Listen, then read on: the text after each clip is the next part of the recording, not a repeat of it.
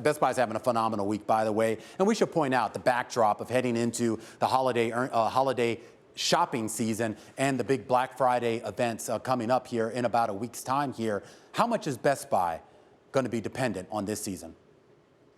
Well, look, it's a critical quarter. It's a critical month for Best Buy.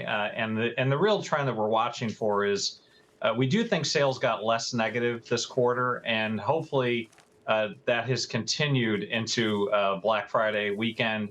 Consumers are focused on value, so Best Buy is certainly lean into a lot of that and some particularly strong offers. But frankly, electronics generally and big ticket consumer discretionary products, it's tough out there, and most of the categories are still falling year on year. So we think it's going to be hard for them to get back to a positive comp this year. Well, that's what I'm curious about, too. And this isn't just, my question isn't just specific to Best Buy, but overall, when you look at a lot of the hardline retailers, there is this idea that there really was kind of a massive pull forward. Obviously, we bought a lot of stuff in 2020 and 2021, but the pandemic. But even when you look at some of the spending levels heading into late 2022 and into 2023, I feel like we all have our computers and our refrigerators and all the things that we would want, and there isn't really much of an appetite to re-up. Look, you make a great point, and we just cut our forecast for next year for retail sales growth to be 2%, down from 3% this year. And the reason is it's slowing. It's not collapsing. It's just we bought a lot of stuff with all the checks that were sent out during COVID and then after COVID in 21.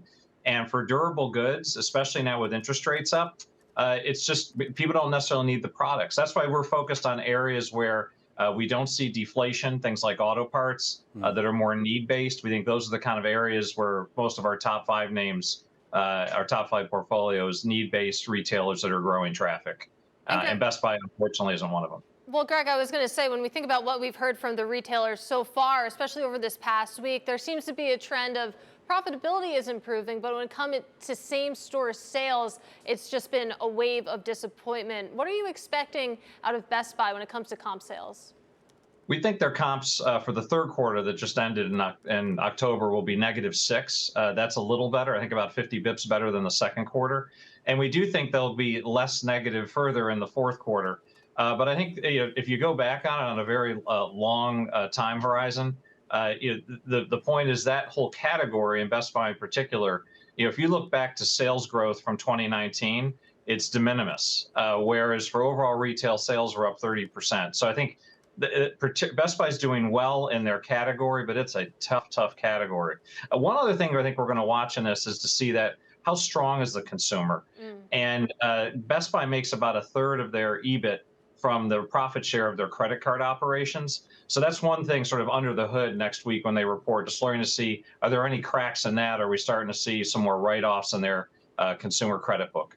And Greg, as Romaine mentioned in the intro, you have an inline rating on Best Buy. When we get those numbers, is there anything that you could see that would bump you up to a buy on the heels of it? Well, we always take the data as it comes in and see what's there. I think what's good about Best Buy as a business is that they might be in a tough neighborhood, but I think they are managing it well. They're holding and growing share. So what they can do in terms of win relative share in customers and keep those customers loyal, I mean, that's always makes you feel better about any company. As long as the credit profits don't start coming in, the dividend should be secured at 5% yield, which isn't too bad. So, I mean, there are attributes to Best Buy for sure. It just certainly doesn't reach, we don't have a buy on it, and it doesn't reach the top of our list.